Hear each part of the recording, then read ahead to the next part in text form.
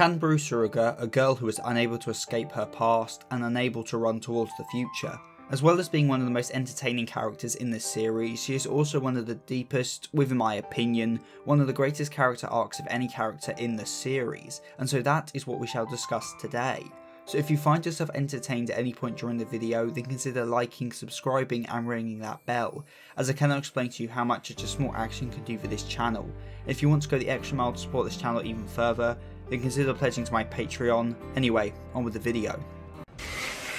Kanbaru's name, like with all of Monogatari's characters, contains far more depth than you'd first suspect. Kanbaru is made up of two kanji. First is Kan, which is an alternate reading of Kami, meaning God, which is ironic as despite being named after God, her body houses a devil, which could also play into how two-sided she can be, with the way she acts on the surface being very different from what she feels inside. Baru, on the other hand, is the alternate reading of the Hara in Senjigahara's name. This not only references their overall relationship, but more specifically relates to the fact Kanbaru may well have shaped her whole personality around Senjigahara. Basically, she became a bootleg Senjigahara, hence her name has an alternate reading of Hara in it. Her given name Suruga is also made up of two kanji. First is Suru, which means fast runner or talented person, which are both pretty self-explanatory, but the second kanji, Ga, has a bit more depth. Ga means river, which can be viewed as discarded, in other words, Kanbaru being left behind by Senjigahara, or could reference her overall character arc, as only when she truly acts as herself can she move into the future. In other words, to flow like a river into the future, she needs to embrace all parts of herself, the kanji in her name being representative of the emotions she bottled down. Though far more important than this runner or river talk is that Suruga makes up part of the word Surugatoi, in other words, bondage torture, as nothing's more important to Kanbaru's character than the fact she is a pervert. Her design overall gives off a sporty air as she's a sporty person, basketball in particular being quite important in the way her character is explored, and her bandaged right arm is of course representative of her negative emotions. She hides them from others, like how she hides her arm with bandages and she cannot run away from them, just like how the devil's arm is literally attached to her. Kanbaru is someone unable to escape the past. The monkey paw, a physical representation of her past and her regrets, is something she can never escape from as it is literally part of her. Which is true in more ways than one, as the monkey paw is not a separate entity, it's not got a mind of its own, it is just Kanbaru. The rainy devil is all the negative aspects of Kanbaru, her anger, her jealousy, and her sadness personified, as these are all parts of Kanbaru. She may put on a cheerful mask around others, but as seen in Hana Monogatari, when we finally see things through her eyes, she is not such a positive person as she outwardly projects. However, that's the point, she doesn't allow herself to express these negative emotions. Like how Hanikawa cut off her negative emotions from her heart, Kanbaru bottles them up, letting them fester, never going away. Her regrets never leave her as she refuses to confront them out of fear that others will get hurt. She runs away from them but cannot escape them. I mean, the reason she is so fast, that she trained to be so fast, was in order to counteract her first wish on the monkey's paw. If she was the fastest, no one could be faster than her, and no one could be hurt by the rainy devil as a result. In other words then, she runs and runs in order to try to escape the effects of the wish. She is running from her past and her regrets, but can never truly escape them, as these regrets, much like her dark emotions, never left her. This is best shown in Back in Monogatari. Kanbaru really did like Araragi, he was friendly and they had fun. But even so, she also detested him more than any other, as one of the greatest regrets in Kanbaru's mind was her inability to properly convey her feelings to Senjigahara, and further the distance that formed between them. Araragi was the person to steal Senjigahara away from Kanbaru.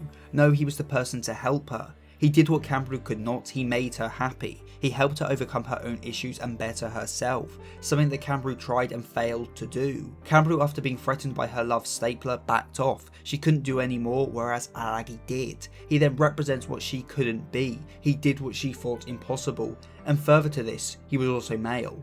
Now, Kanbaru's lesbianism is something I don't think is discussed anywhere near as much as it should, as it is an incredibly important part of her character, and is one of the biggest reasons she hated Araragi.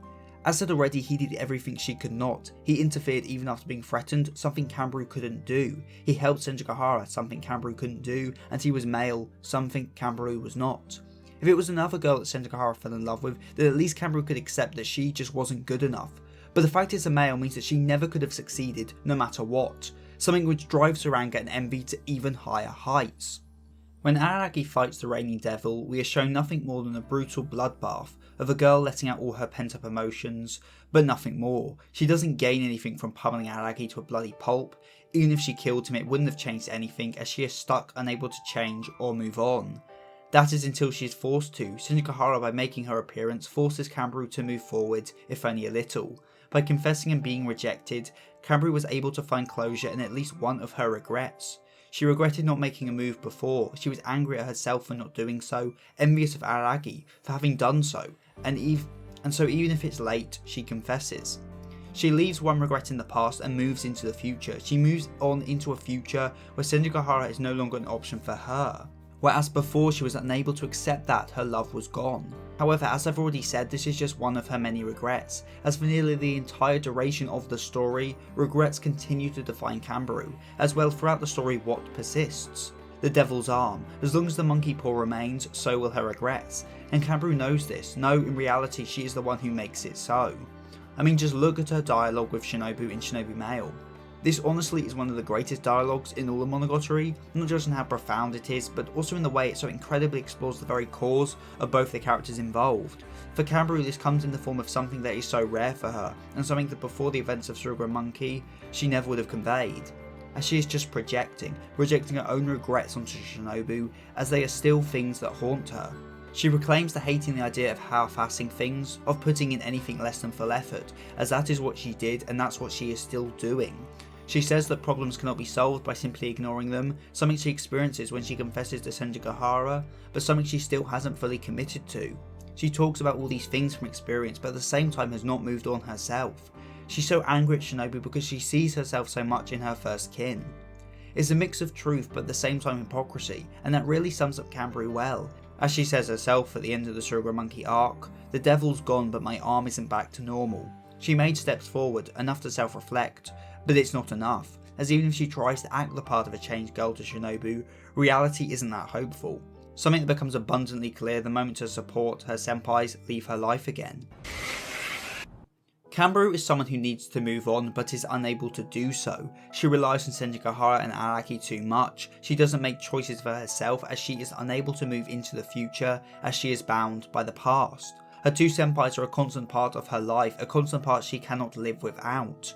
She needs them in her life to guide her because she is lost. She doesn't know who she is, she doesn't know what to do, she doesn't know how to solve her own issues and so instead ignored them.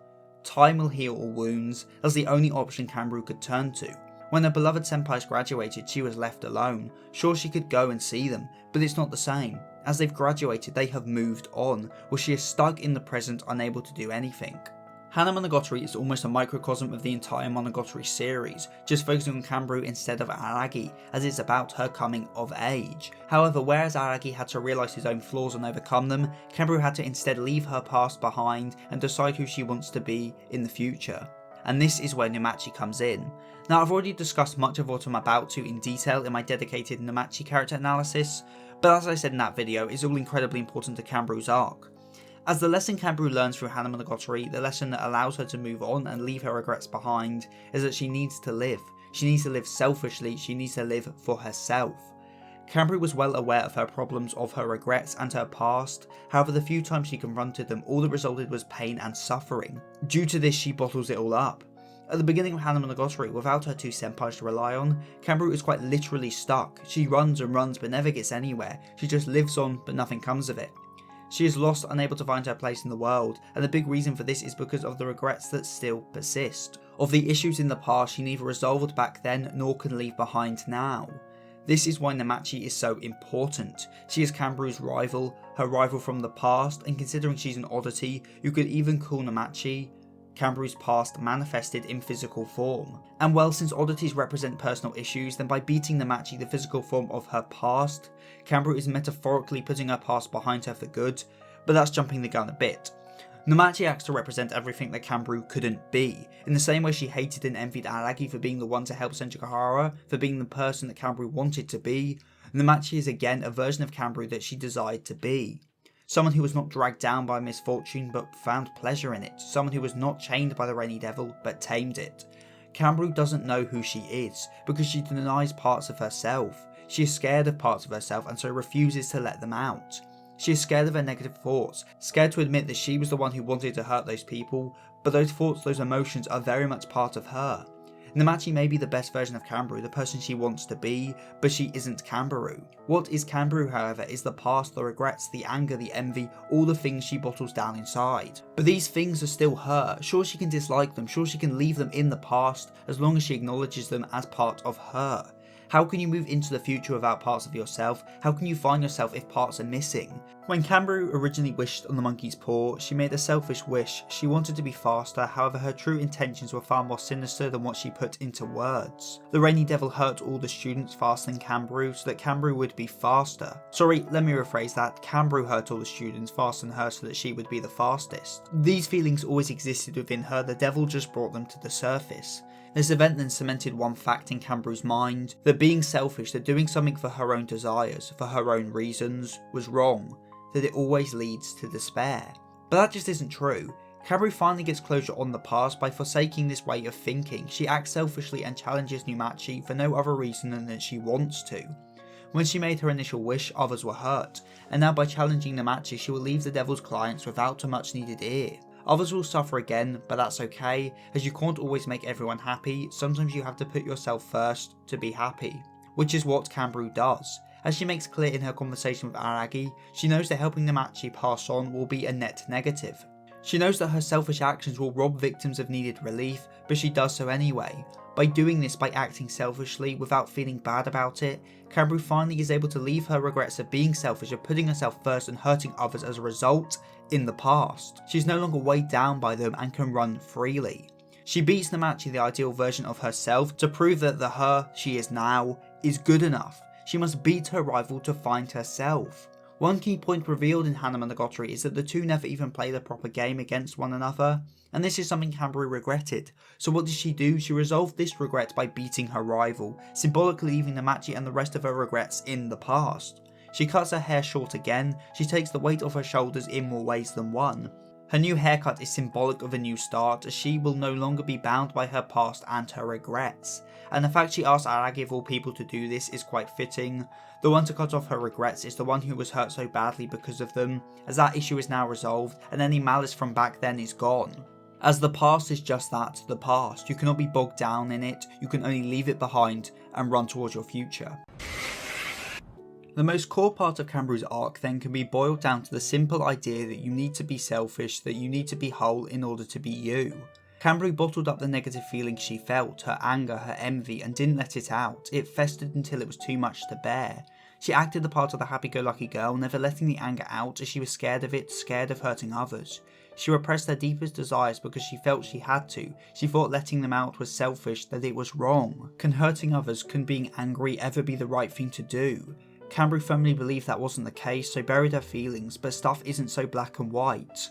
You cannot save others, you can only save yourself, and to do that you have to be selfish. As someone who is nothing but selfless, can they really be called themselves? When Kanbaru faced Namachi, she did so with her negative emotions, the ones she was so scared of, and tried to bottle down front and centre for all to see. As she says herself, she's envious of Namachi, and so faced her rival with anger and with jealousy. Her actions were completely selfish, they did not help anyone but her. But that's the point. She had to do it for herself, she had to best her rival. By expressing her negative emotions, by not fearing them, she was able to become whole. As Kanbaru Suruga is not just happy, she is also angry, also envious, also sad. To move into the future, she had to accept her past, forget about it, and then move on. Her anger had caused pain and suffering in the past, but you can't keep wallowing in the present, you cannot change what happened, all you can do is go on into the future. Kanbaru was stuck in the present, unable to move on because part of her was stuck in the past, and so until she embraced her negative side, she could not move on no matter how far she ran. Aragi came of age by acknowledging his flaws and saving himself, whereas Kanbaru came of age by acknowledging that even the negative parts of her were her, and embracing them. She became a new complete Kanbaru, one who could be selfish, one who wasn't scared of their own emotions, one who could live for herself. Love and hate are two emotions that are central to Kanbaru's character, both caused her pain and both caused her relief, however both are equally important.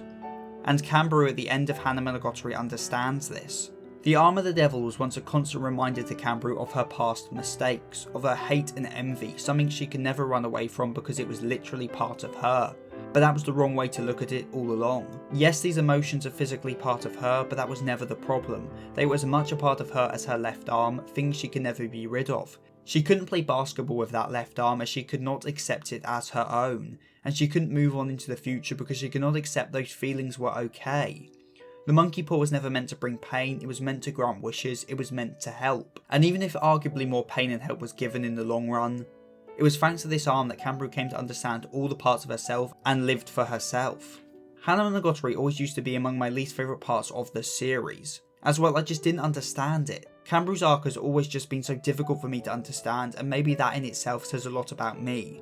But now having finally gotten it, I can only say that I am inspired, and that I've taken away one key thing. That your life is no one else's, it is yours, so live it the way you want. Live selfishly for the sake of your own happiness, as that's the only way you can truly be you, and the only way you can truly run into the future. Comment of the week comes from Sosuke Aizen, and yes, I have a few more fake videos in the works, so look forward for them. If you are interested in my literary endeavours, then why not check out my books Gang, Fluid Justice and People of Fate Volume 1, available at Amazon.com. And if you want to go the extra mile in supporting this channel, then consider pledging to my Patreon, where for as little as £2.75 a month, you can get your name at the end of the video, like Hikari Desu, 7SO, Smokey McBobby, Rinjack9696 and Dewey. So with all that said and done, I've been Seth the Sin, the Deadly Sin of Geek, and I'm signing out. Stay safe, everyone.